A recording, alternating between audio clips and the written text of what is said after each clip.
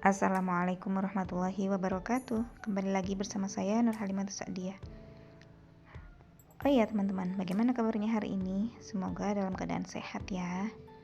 Sebelum kita mulai pembelajarannya, marilah kita bersama-sama membaca doa terlebih dahulu. Bismillahirrahmanirrahim. Kali ini saya akan membahas tentang interaksi antar ruang dalam kehidupan sosial. Tujuan pembelajaran interaksi antar ruang dalam kehidupan sosial yang pertama, mendeskripsikan kondisi lingkungan sekitar tempat tinggal, menjelaskan konektivitas antar ruang, menguraikan dampak perubahan iklim, mengenali potensi bencana alam Indonesia, mengidentifikasi berbagai kegiatan ekonomi dan interaksi sosial, dan memahami konsep dasar ilmu sejarah. Dengan adanya interaksi antar ruang, yang pertama kali kita bahas adalah tentang mengenal lokasi tempat tinggal. Yang pertama, lokasi tempat tinggal itu ada lokasi absolut, di mana letak suatu tempat berdasarkan sistem koordinat yang tetap. Seperti letak Indonesia pada 6 derajat lintang utara sampai 11 derajat lintang selatan dan 95 derajat bujur timur sampai 141 derajat bujur timur. Kemudian ada lagi lokasi relatif, yaitu letak suatu tempat yang dapat berubah sesuai keadaan sekitar, contoh perpindahan lokasi, pemerintahan, atau infrastruktur baru. Lalu, apa saja konektivitas antar ruang? Setiap tempat memiliki potensi dan kebutuhan yang berbeda. Interaksi antar ruang terjadi karena perbedaan potensi dan kebutuhan.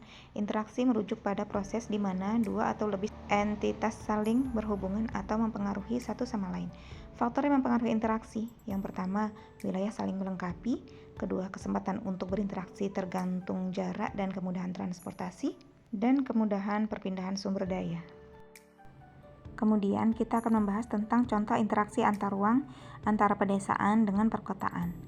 Pedesaan menghasilkan bahan pangan yang dibutuhkan oleh penduduk kota, sementara perkotaan menghasilkan barang industri, jasa, dan informasi yang dibutuhkan oleh penduduk desa, sehingga antara pedesaan dan perkotaan saling melengkapi antara satu dan lainnya.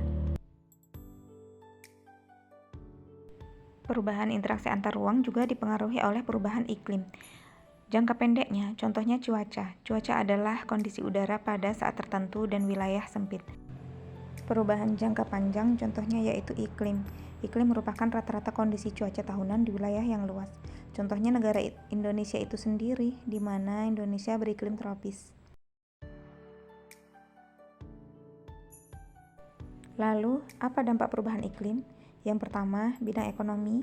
Perubahan iklim dapat menyebabkan penurunan hasil produksi pertanian, misalnya banjir yang merusak lahan pertanian, sehingga para petani tidak bisa melanjutkan untuk menanam yang mereka kelola.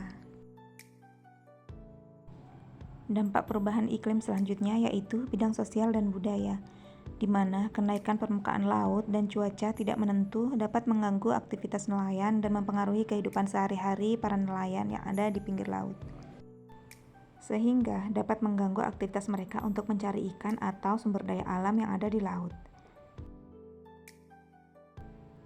Nah, teman-teman, untuk perubahan interaksi antar ruang, kali ini kesimpulannya adalah interaksi sosial dan kondisi lingkungan sangat dipengaruhi oleh letak geografis dan perubahan iklim.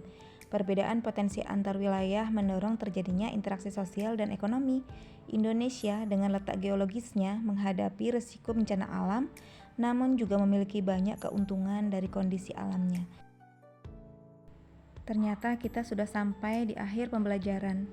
Untuk teman-teman semua, dengan pembelajaran interaksi antar ruang dapat membantu teman-teman untuk membedakan di mana interaksi antar ruang sangat diperlukan dalam kehidupan sehari-hari, baik yang di daerah dataran tinggi, dataran rendah, kemudian di pantai, dan wilayah lainnya. Cukup sekian.